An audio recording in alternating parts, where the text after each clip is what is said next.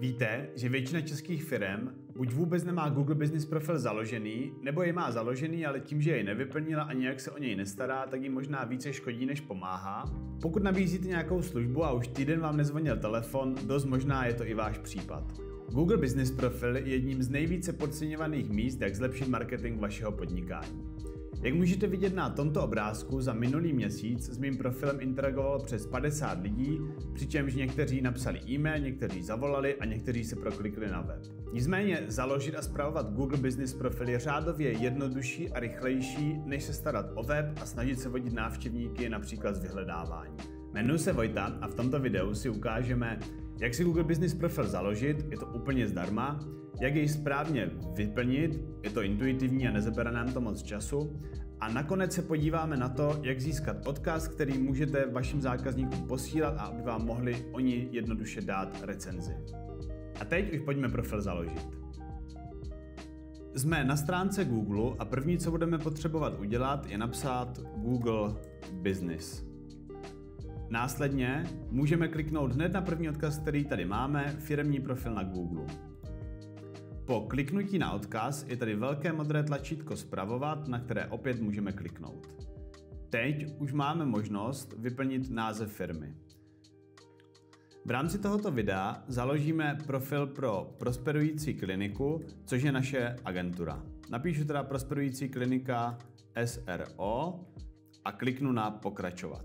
V dalším kroku mám možnost vybrat, co za firmu jsme.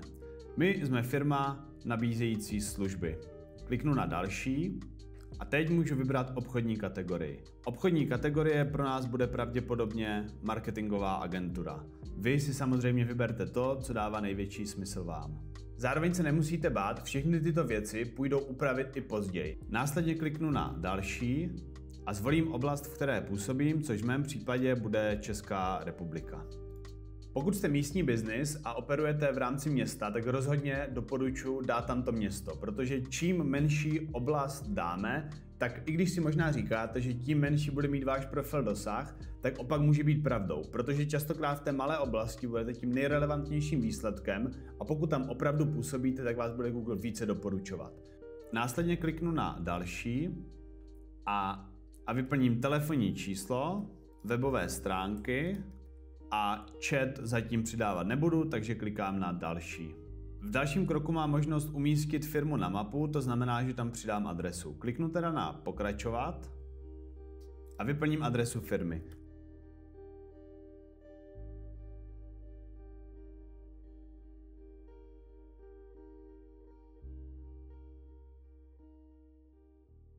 A jelikož jsem ověřen, znovu kliknu na Další.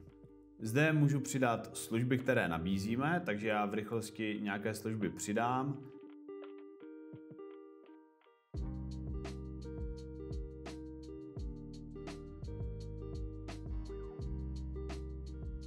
A opět kliknu na Další.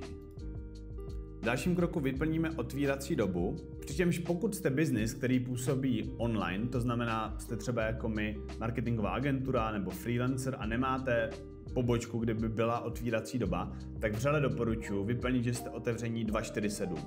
Google Business profil totiž funguje tak, že pokud máte otevřeno, tak váš profil bude více doporučován v tom daném čase. Zároveň pokud jste ale fyzická provozovna a otvírací dobu máte, tak rozhodně dejte tu reálnou dobu, kterou máte otevřeno, aby se nestalo, že vám někdo v neděli v 9 ráno bude klepat na pobočku a bude smutný z toho, že tam nejste. Já tady vyplním, že máme všechny dny otevřeno a všude vyberu non-stop.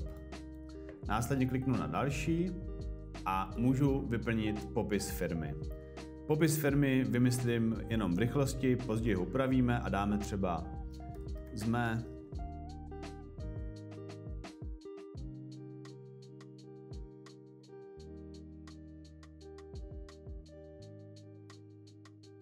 tak, klikneme na Další a zde máme možnost přetáhnout fotky. Jelikož momentálně žádné fotky nemám, tak si pomůžeme takovým drobným trikem a uděláme si print screen z Google Street View, to znamená z Google Map, a použijeme to jako fotku. Jsem tedy na stránce google.com/maps, najdu si naši provozovnu, to znamená Nové Sady 988/2. Následně vyberu tady žlutého panáčka, který je vpravo dole v rohu a přetáhnu ho, jako bych chtěl, aby byl před tou naší provozovnou. Následně se tady zorientuju a toto je ten dům na té naší adrese, takže si udělám jednoduchý print screen. Pokusím se, ať tam mám jenom tu budovu, nebude to nějak hezký obrázek, ale to mi asi zase tak nevadí. A print screen si uložím jako Nové Sady 988/2. Kliknu na uložit. A následně tento obrázek nahraju sem, kdy dám vyberte fotky.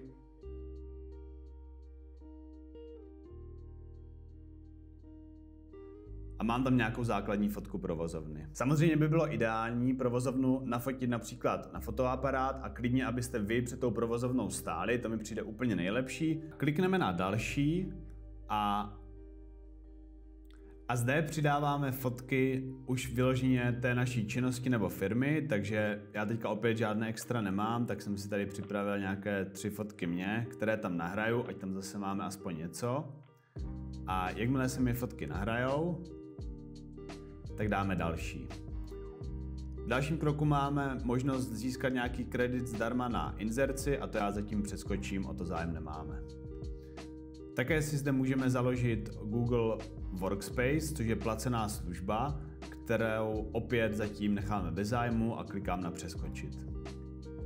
Následně kliknu na pokračovat a tím pádem máme profil založený a můžeme se pustit do jeho optimalizace.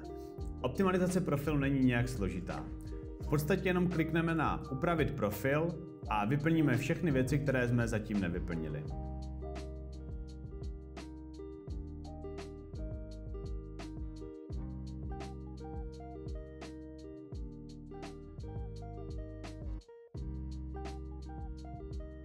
Profily na sociálních sítích, takže kliknu tady na tu tušku a jednoduše vyberu profily, které chci, takže já si vyberu Instagram, Facebook a YouTube. Postupně vložím odkazy do všech těchto 3 sítí.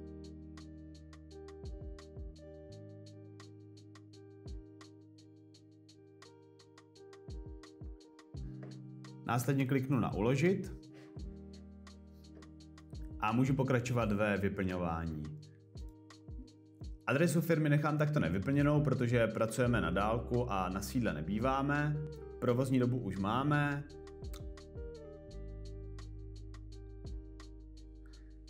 Nicméně zajímavá je tady ta sekce více, kde v možnosti služeb budu chtít zakliknout nabízíme online schůzky. V návštěvníci můžeme klidně zakliknout, že jsme LGBTQ+ friendly.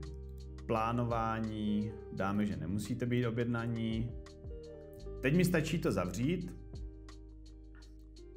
Informace máme doplněny a můžeme pokračovat ve vyplňování. Kliknu teda na upravit služby, což jsme už vlastně si některé základní vyplnili, ale můžeme si třeba přidat další kategorii.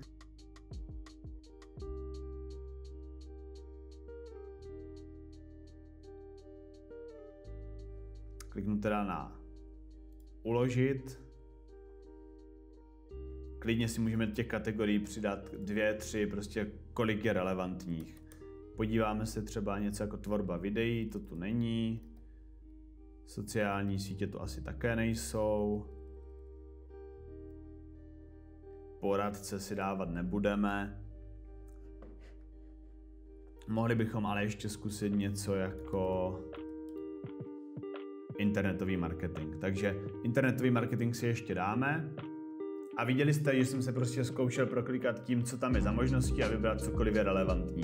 Takže když to budete dělat vy, doporučil bych udělat to podobně, že zkusíte napsat, co by tak zhruba tam být mohlo a když tam něco bude, tak to klidně přidejte. Se službami jsme teda pro teď taky hotoví, takže to zavřu. A poslední věc, kterou asi můžeme udělat, je přidat příspěvky, což je vlastně taková aktualita.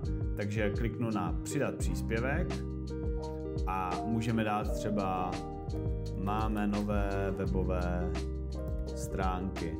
Samozřejmě zde by bylo ideální přidat aktualitu, která souvisí s tím vaším podnikáním a je pro lidi zajímavá. Já tady to vyplňuji jenom, abychom si to ukázali pro nějaký demonstrační účel videa. Uděláme si v rychlosti print screen těch stránek.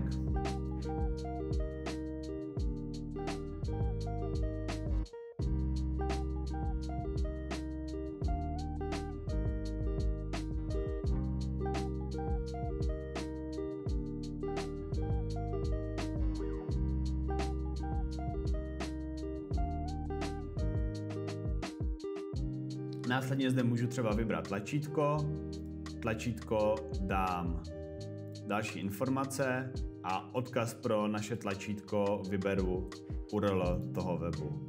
Kliknu na příspěvek, tím pádem se mi příspěvek přidá a vidíme, že tam něco máme, něco se tam děje. Poslední věc, kterou zde budeme chtít udělat, tak je nastavit logo, nicméně to se nám odemkne až potom, co nám profil schválí. Zatím můžete vidět, že vlastně ani tady nevidíme ty fotky, co jsme nahráli a je to z důvodu, že budeme muset chviličku počkat, než nám profil schválí a potom, co bude schválen, přičemž někdy to ještě vyžaduje, že pošlou třeba dopis s kódem, nebo vlastně musíme nějakým způsobem se u Google ověřit, ale jakmile jsme ověření, tak budeme moct to nahrát fotky a logo, nicméně uděláte to tady na úplně tom stejném místě.